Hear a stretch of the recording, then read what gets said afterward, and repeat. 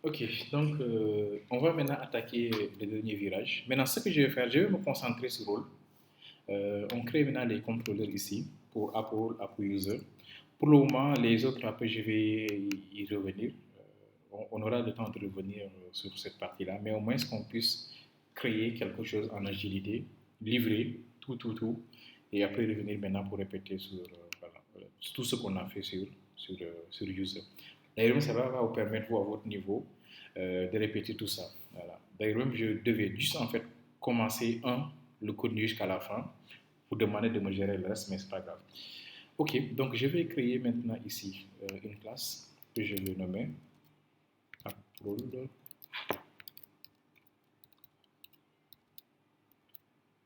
Apple Controller. Ok. Euh, Par contre, ici, maintenant, nous avons ce qu'on appelle des restes contrôleurs. Ou bien, est-ce que c'est pas méchant, on peut créer des restes contrôleurs. Après, maintenant, on va peut-être prendre le même projet pour créer des contrôleurs directement. Parce que là, j'avais déjà intégré la partie API.html, mais c'est pas méchant. On crée d'abord les API. On pourra revenir maintenant pour créer des contrôleurs. Alors, dans ces restes contrôleurs, ce que je vais faire pour aller vite aussi, hmm, ok. En ce moment, maintenant, j'aurais besoin un peu de ces fichiers de configuration-là, comme j'ai intégré mes messages et tout. Donc, et là, il n'y a rien à faire, vous copiez et vous collez. Voilà. Le reste, pour le moment, on n'en a pas besoin. On en aura besoin comme la partie sécurité, la partie log, etc. Donc, je vais prendre celui-là. Je prends celui-là.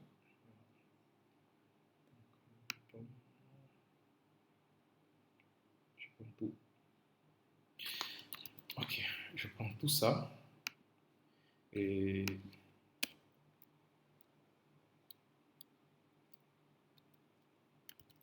arrobase.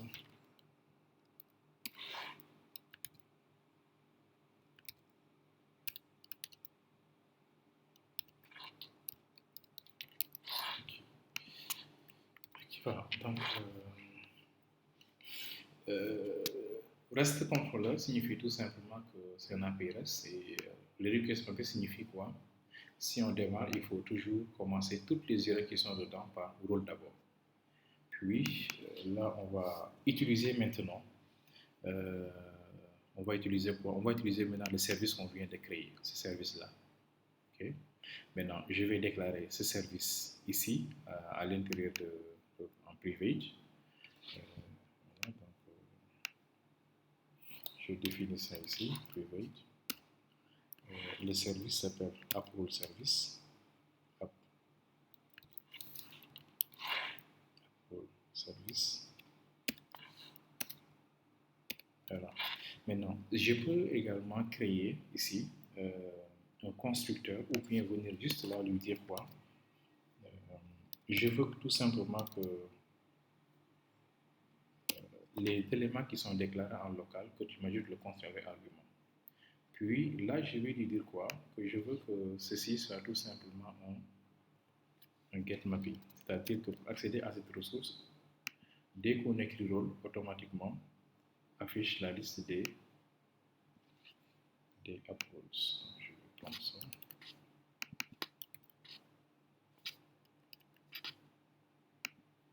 Voilà.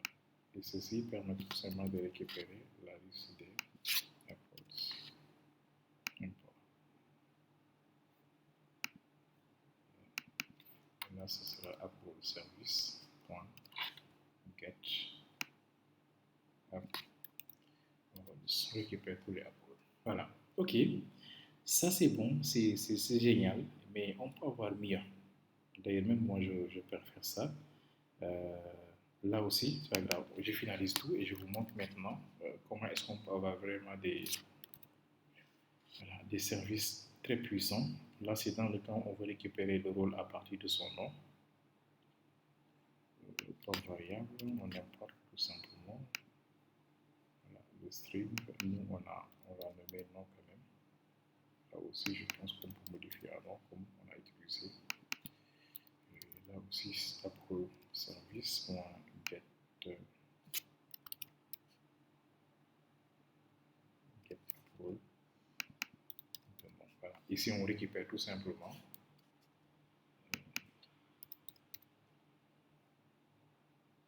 un approve à partir de son. Voilà. Par contre, cette méthode-là n'existe pas. Get, ou bien il faut qu'on vérifie au niveau des services, approve service. Get approve. Voilà. Get approve, on lui avait passé en fait un ID. Donc c'est à nous de voir. Je pense que oui, soit on passe en ID ou bien on passe en string, c'est à nous de voir. Si c'est ça, moi je pense qu'il faut, on va lui passer en ID, en string quoi. Les rôles là, c'est plus truc en fait. Voilà. Donc get approve, on fait ça, puis ici on lui. C'est pas grave, parce que dans ce cas, il va falloir aller créer la méthode. Donc, je laisse ça, mais ici, il va falloir peut-être revenir pour dire quoi ici. C'est l'ID, peut-être qu'on va passer un paramètre. Là aussi, c'est l'ID. Là aussi, c'est l'ID. Ici, ID. Et il va falloir peut-être customiser pour mettre en fait un ID ici, voilà, pour que ça puisse s'aligner, quoi. Là, on va récupérer le rôle pas à partir de son nom, mais maintenant à partir de son ID. OK? Ensuite, post mapping, même chose, on importe tout simplement ça, post mapping. Là, c'est intéressant. Ici, on lui dit quoi? Si on insère, il faut nous envoyer tout simplement le statut create, c'est-à-dire le statut 201. Et là aussi, on va tout simplement retourner un approve à chaque fois qu'on insère. Là aussi.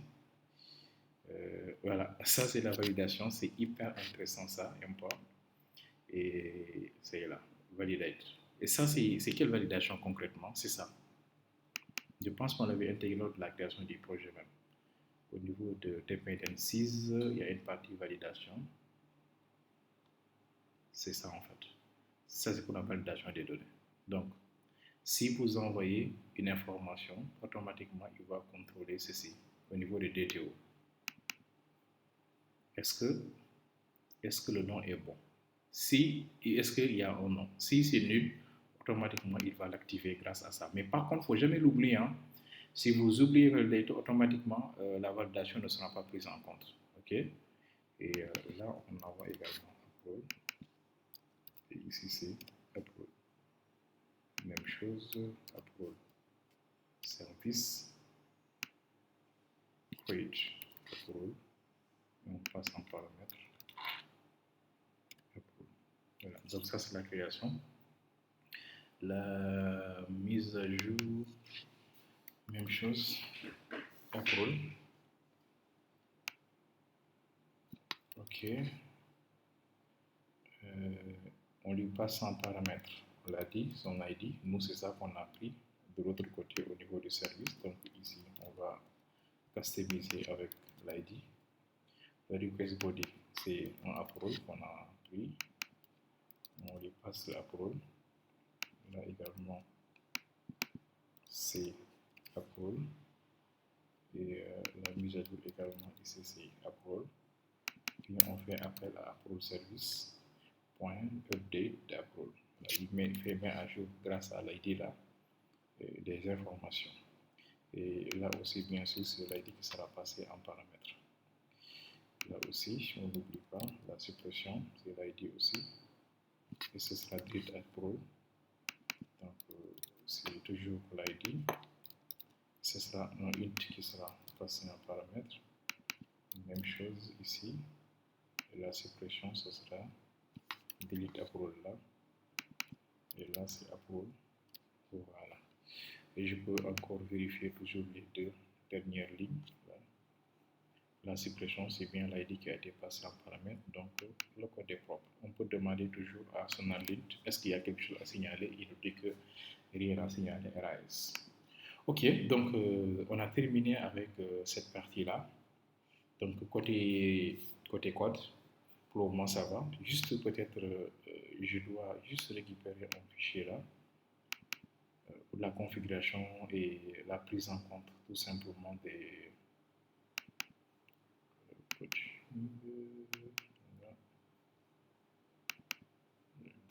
package config java comme voilà, config. Juste ce fichier là pour le moment, pas autre chose. Voilà. C'est un fichier qui va automatiquement se configurer et directement s'intégrer dans l'application sans pourtant demander quoi que ce soit. Voilà. Maintenant, il va nous demander également d'ajouter peut-être deux dépendances pour peut-être juste la partie log, mais si jamais ceci également, on n'en a pas besoin pour le moment. Je pense que je vais faire, c'est de lui demander pour un trace contexte de preuve. Pour le moment, les logs, on ne les gère pas. Donc, commentons-nous ça. Par contre, vous allez voir que SonarLint maintenant va signaler quelque chose. Pour le moment, on va juste lui dire quoi. Cette partie, pour le moment, garde ça. On n'en a pas besoin. On en aura besoin, mais pas pour le moment.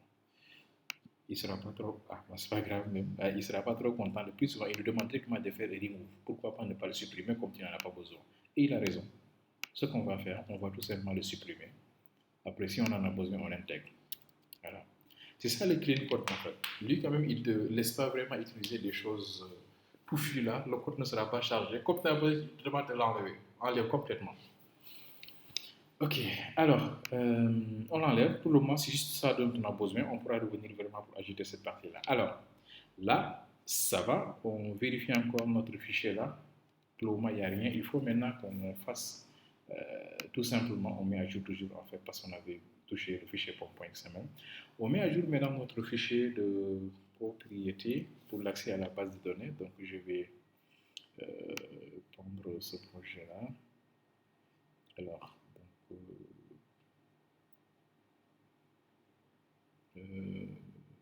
je pense que je vais utiliser les fichiers YAML pour cette partie-là. Et pour cela, est-ce que quelqu'un ici connaît c'est quoi Liquibase?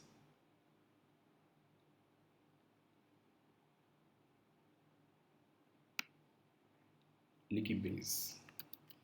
Pour le moment, je vais juste utiliser ça. Tout le reste, pour le moment, je ne l'utilise pas. Mais on aura besoin, franchement, de tout ça. Hein. Mais on va y aller par étapes pour mieux comprendre le contenu. Quoi. Donc, je prends ça.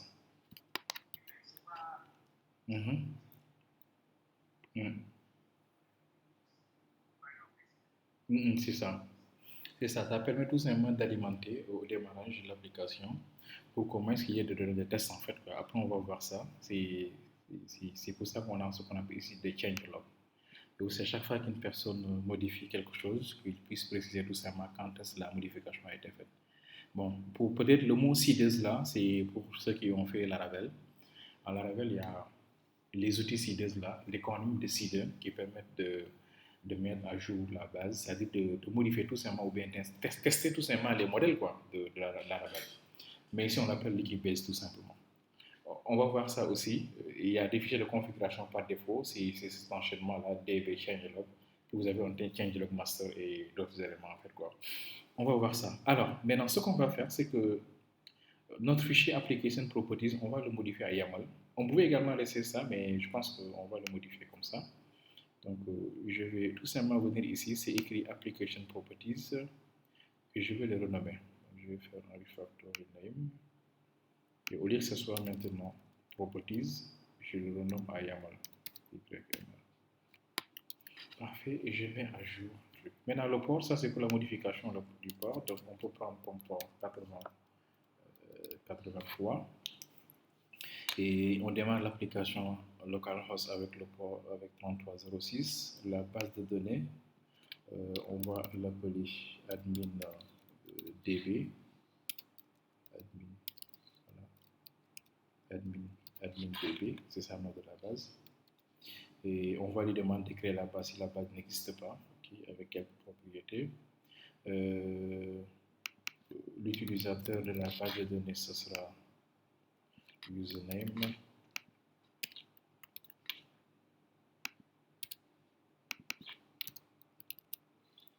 Et le mot de passe également, ce sera. D'accord, le mot de passe est défini en haut. Je ramène là. User.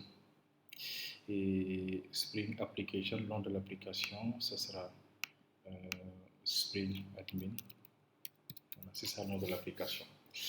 Ok, donc c'est bon. Une fois qu'on démarre l'application, maintenant, il va démarrer la base. Par contre, ce qu'on va faire, c'est qu'on ne va pas lancer ZAMP pour la base, mais nous allons utiliser Docker. Tout à l'heure, je vous ai partagé le lien là pour que vous puissiez installer Docker. Vous l'installez. Si vous l'installez et vous voulez vérifier si Docker est bien installé au niveau de la machine, tapez la commande tout simplement Docker. Voilà. Et vous allez voir en fait cette baleine là.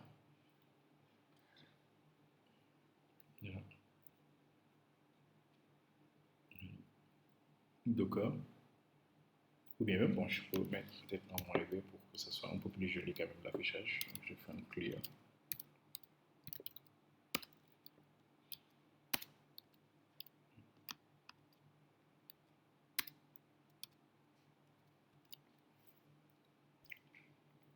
Voilà. Version, c'est ça. Donc, etc. en fait quoi. Ok, donc moi, Docker est installé donc, au niveau de ma machine locale sans problème et la version c'est 20.10.4. Ok. Une fois que c'est bon, voici ce que nous allons faire. J'ai moi ici un dossier Docker ici où j'ai mis quelques bases. Un exemple MySQL Redis MongoDB. Je vais prendre MySQL. Je copie ça. Après, on va perfectionner. Et je vais l'ajouter dans le projet, à la racine du projet ici. Je fais un paste. Ok, Docker compose.yaml. Voilà. Voici le Docker compose.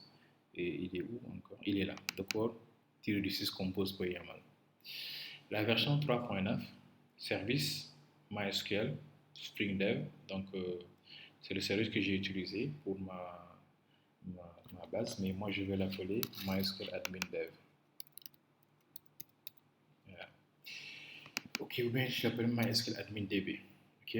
Ensuite, l'image qu'il va me récupérer, c'est 8. Dans ce cas, peut-être si vous démarrez et que ça déconne, vous pouvez ajouter en fait ici donc, le type en fait quoi. Et puis on met tout simplement les dialectes, MySQL dialecte, on met MySQL 8 dialecte. Ok, donc je reviens encore. Il est où encore? Docker compose. Voilà. Donc, je vais utiliser ça. Le conteneur, je vais l'appeler MySQL admin DB. C'est comme ça que je vais appeler le conteneur. L'environnement, le mot de passe de route, ça sera route.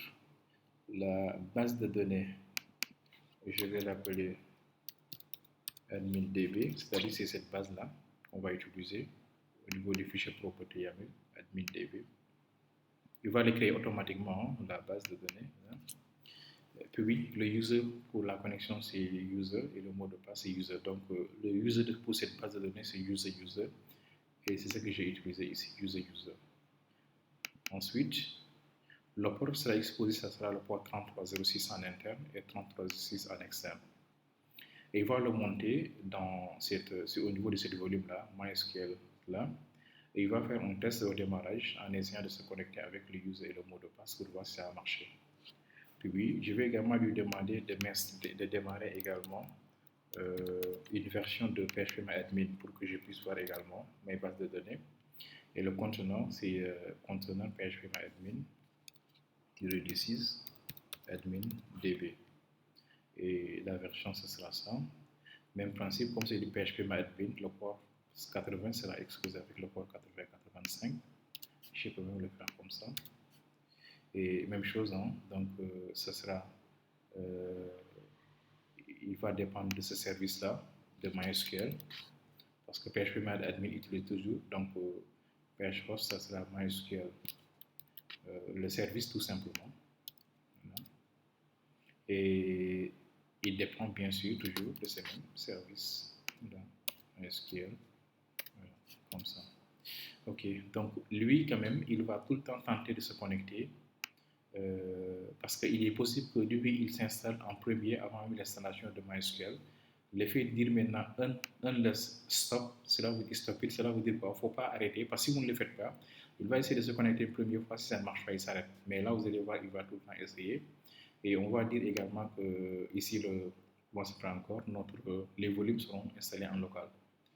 Voilà, donc avec ça, on va démarrer notre, notre Docker et MySQL sera démarré directement et l'application pourra l'utiliser. Donc la première des choses à faire, c'est de démarrer déjà ça. Donc je vais faire un CD pour entrer dans le projet et démarrer tranquillement notre Docker. Donc je reviens ici. Le projet est dans le dossier Easy, FOAD, Web. Voilà, c'est là. Donc une fois que je suis dedans, je vais faire un ls pour voir si je vais afficher mon. Ah, donc c'est ls. Voilà, ls. Voilà, vous voyez que nous avons bien effectivement notre Docker Compose. Donc, ce que nous allons faire, c'est quoi? Je vais nettoyer tout ça. Nous allons tout simplement écrire quoi? Docker-6 compose. Voilà. Je peux le démarrer directement avec Up ou bien avec un build pour le construire, mais Up vers un build puis un run. Mais en même temps également, je vais lui demander de faire tout ça en mode détaché, c'est-à-dire il va le faire en background et il va libérer tout simplement la console. Donc je démarre ça. On attend maintenant, il va aller télécharger tout simplement l'image de MySQL, l'installer. Il va également télécharger l'image de PHPMyAdmin, l'installer. Voilà, donc là il a créé le network. Voilà, là il est en train de télécharger. Vous avez vu, il a démarré par le PHPMyAdmin. Donc le MySQL va devoir, et PHPMyAdmin va devoir attendre que MySQL démarre aussi. Voilà. Vous voyez, c'est ça en fait un less. Mais s'il démarre avec MySQL, ce sera simple. Voilà. Donc là, il est en train de télécharger tout simplement l'image de PHPMyAdmin distant. Maintenant, après, je vais vous faire peut-être une séance spéciale sur Docker. Mais ne vous inquiétez pas, vous aurez même en fait un cours sur DevOps et vous allez pouvoir revenir en fait sur ça en détail.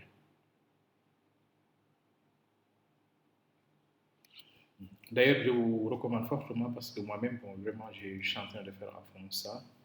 Donc, c'est un domaine quand même sur lequel voilà, je pratique beaucoup, beaucoup, beaucoup même. Je pense que même si jamais, bon, il y a. Parce qu'il y a tout le temps des problèmes même d'avoir des formateurs en DevOps. Je pense que si ça continue, je vais prendre même ce cours-là pour le faire avec vous en fait. Quoi. Bien quand même, ce n'est pas que du dev, hein, donc il y a une partie Ops aussi. Euh, avec tout ce qui est gestion Kubernetes, parfois également l'automatisation de l'installation, voilà, donc des systèmes et tout. Voilà. Vous voyez, il a fini, mais il va devoir attendre. Voilà, très bien. J'ai vu qu'il était là, mais il a fallu que celui-là démarre d'abord avant qu'il le démarre. Donc tout se passe bien. Je peux même en fait essayer de voir si tout se passe OK. Donc je vais dire quoi? Docker, exec, bash. Pour me connecter en fait à exec bash. Pour me connecter tout simplement. Docker.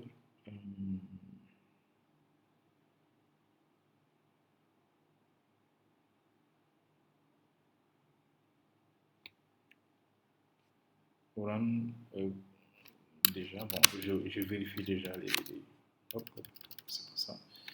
Docker PS. Ok, voici les. J'ai fait un contrôle moins. Voilà. Voici les deux conteneurs qui sont démarrés.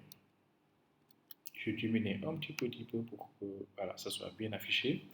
J'ai vu qu'ici nous avons le conteneur ID. Le premier conteneur c'est le PHPMyAdmin. Le deuxième conteneur c'est MySQL. Et les noms